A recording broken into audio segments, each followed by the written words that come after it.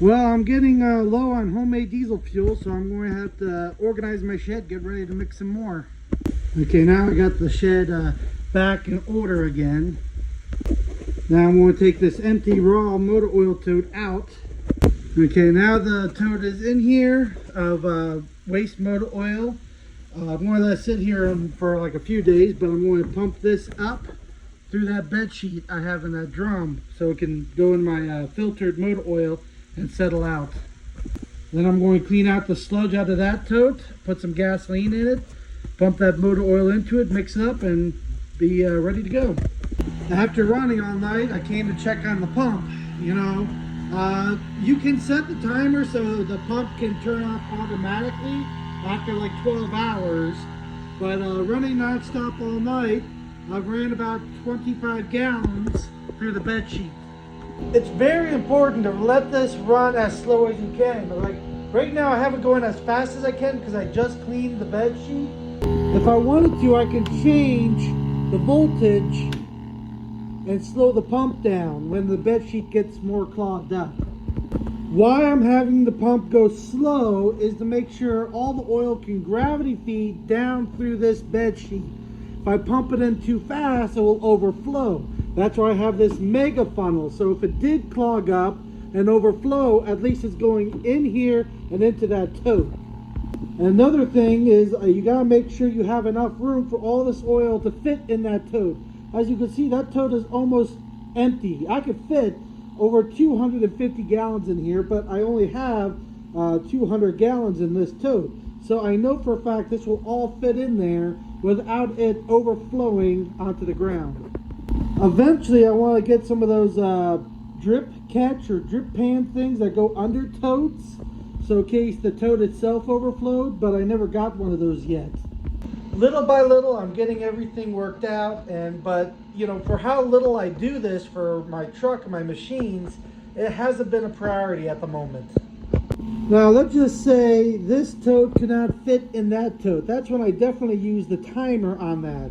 So I know in a period of 12 hours it will do 25 gallons. So let's just say I had only 20 gallons left in there. Well, I would just set this for 6 hours and just pump about 20 gallons into that tote and get it pretty close to full right up to the top.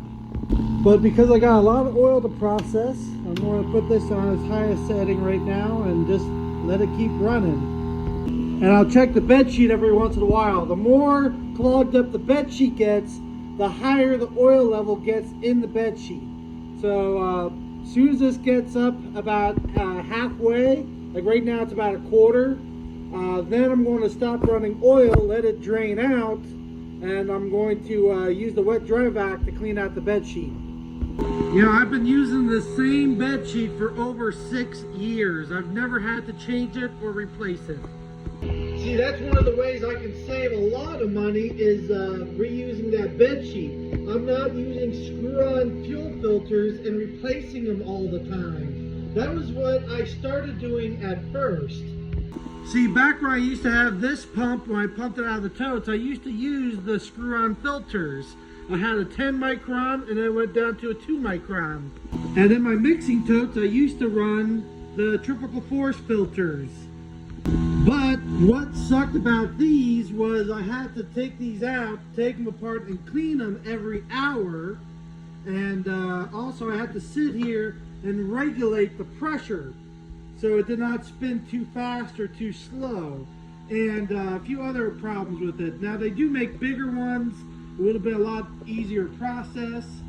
But I used to run these things non-stop, and like the 1 week, I was up here all day, all week long, running this little filter, and kept cleaning it out, but it never got clean. But I've noticed the one time I let it sit for like 2 weeks, I came in, I ran the pump for over 3 hours, and that filter caught nothing. So I realized if I just let it sit under natural gravity, it will settle itself out. It will filter itself out. That was the trick.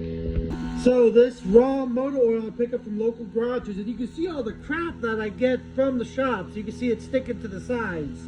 It has so much dirt and crap in it. So once I go pick it up, I let it sit for at least 2 weeks. That allows any water, metal, antifreeze, anything like that, carbon, it all settles to the bottom of that tote. 90% of it will settle out into this tote. That's why I want to stay at least 8 inches off the bottom of this tote. And then when I run this through the bed sheet to catch anything that floats in the oil, like leaves, pine needles, or dust, that's what the bed sheet catches. You know, anything about 20 microns or so. And then once it goes through the bed sheet into this tote, then I'm going to let it sit for another 2 weeks. Let any more carbon or metal or anything settle to the bottom, or water. And then I will mix it with the gasoline in the mixing totes, and then I'll let it sit for at least another 2 weeks. Now, I know it might sound like a lot of time, start to finish. You know, from scratch, it's like 6 weeks. But if you keep in mind, I can do multiple batches every week. So if I want to use more fuel or make more fuel, I just make more batches and let them settle out. Basic totes, these 3 here, my first stage oil and my mixing totes, I can make over 600 gallons every month if I kept these going non-stop. So basically, like I was saying before, so once you mix this will set for 2 weeks. After 1 week, you mix another batch. So by the time this is done settling out, this is done. And so you're keeping these updated basically. So this, you mix it, next week you mix this batch, next week you mix this batch. But when you're done mixing that batch will already be done basically, and you can use that in your vehicle or put it in another tote for storage. And then you just keep going on and on and on. So the more mixing totes, the more batches you can keep going at the same time. Another option is you can go bigger totes. You don't have to do this size tote. You can go even like 1,000-gallon tanks if you want to.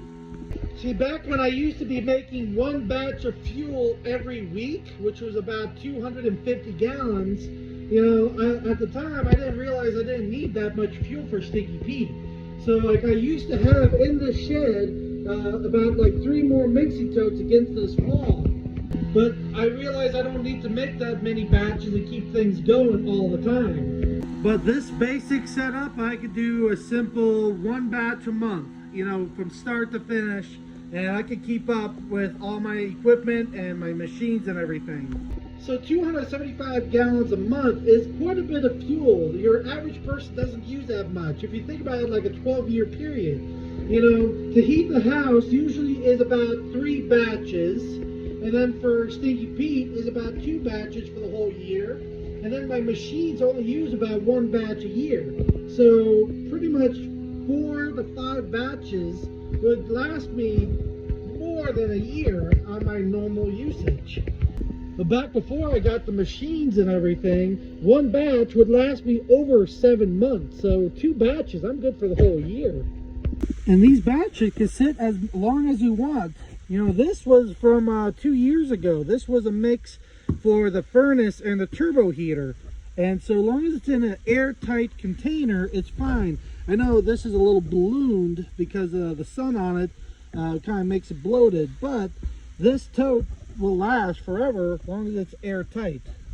The only bad part about these totes sitting outside is the sun will biodegrade the plastic, so these do have a lifespan over time. So like this tote has been out in the sun for a couple years, and it's already starting to turn the yellowish color, and it's going to start getting brittle. So once this starts showing like cracks in it, then this is going to be cut apart, like drained out and turned into either maybe a planter or something like that, or fill it up with scrap metal or firewood. But at that point, will be no good. So this is almost the end of its lifespan sitting out in the sun. So when you start seeing this yellow color, it's time to change them out. When they're like this, they're good. This, they're getting old. That one is bad. That's why it's sitting up top. But this one is almost dead. That one is good for another 2 years. That one is good for another year. So what I plan on doing to get more years out of these containers without them getting dry rotted is putting them inside of a pole barn or a shed or a building. Then they'll last a lot longer because the sun is not shining on them and breaking down the plastic of the totes. Now you only really have to worry about if you cannot get totes for free. I usually get totes for like $5–10 a piece or free, but if you can't get the totes, those are ways you can get them to last. Cover them with a tarp, cover them with rubber. That helps them get to last longer. Now these two mixing totes have been in my shed for over 6 years. So they are definitely yellow colored for sure, but the sun has not been beating on them, so the plastic is still good on them, you know.